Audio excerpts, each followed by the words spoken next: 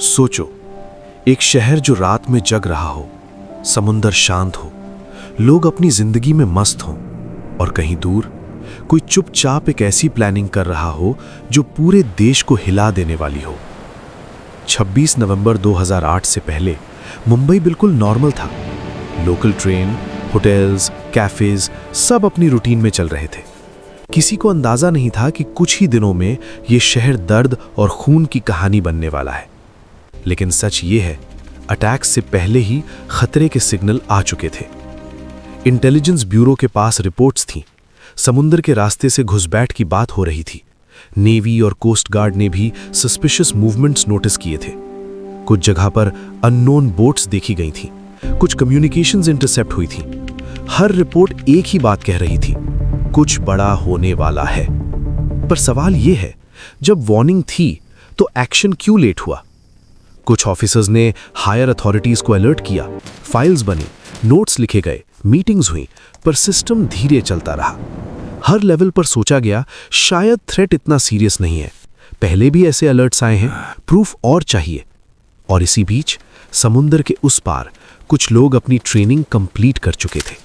उन्हें मैप्स दिए गए, फोटोज दिखाई गई, टारगेट समझाए गए, Taj hotel, Oberoi, CST station, Nariman house.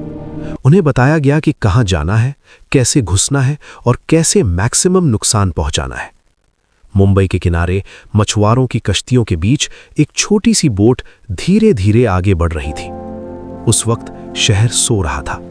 Warnings paper पर बंद थीं, फाइल्स अलमारियों में थीं और दुश्मन पानी पर था। 26 नवंबर की शाम लोग ऑफिस से लौट रहे थे। सीएसटी पर भीड़ थी। ताज में शादी की तैयारी चल रही थी। कैफे लियोपोल्ड में हंसी मजाक हो रहा था। और फिर पहली गोली चली। किसी ने सोचा भी नहीं था कि यह शुरुआत है एक ऐसे नाइटमेयर की जो 3 दिन तक खत्म नहीं होगा। सीएसटी पर फायरिंग हुई। लोग गिरने लगे, लोग भागने लगे। पुलिस को समझने में वक्त लगा कि यह कोई छोटा अटैक नहीं है, यह प्लान्ड टेरर स्ट्राइक है। ताज और ओबेरॉय में आग लग गई। नरीमन हाउस में लोग हॉस्टेज बन गए। टीवी पर लाइव विजुअल्स चलने लगे। पूरा देश शॉक में था।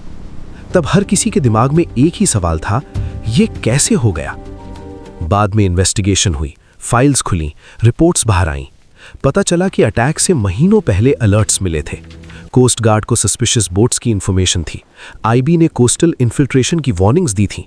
कुछ एजेंसीज ने स्पेसिफिक टारगेट्स का भी जिक्र किया था, पर कोऑर्डिनेशन कमजोर था।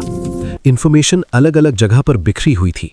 कोई एक स्ट्रॉन्ग डिसीजन नहीं ले पाया। कोई नहीं बोला कि अभी एक्शन लेना जरूरी है। सिस्टम ने डिले किया और उस डिले की कीमत आम लोगों ने चुकाई। 166 लोग अपनी जान खो बैठे। वो लोग जो सिर्फ ट्रेन पकड़ने आए थे, वो लोग जो होटल में काम कर रहे थे, वो फॉरेन टूरिस्ट्स जो इंडिया घूमने आए थे, वो पुलिस वाले जो बिना बुलेट प्रूफ जैकेट के टेररिस्ट के सामने खड़े हो गए थे। हर किसी का एक ही सवाल था, अगर पहले से पता था तो रोका क्यों नहीं?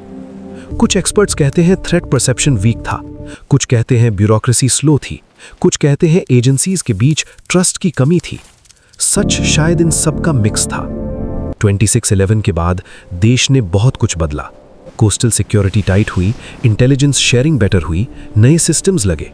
पर जो लोग चले गए वो कभी वापस नहीं आए। आज भी जब मुंबई की रात रोशनी से चमकती है, तब कहीं ना कहीं वो यादें जिंदा रहती हैं।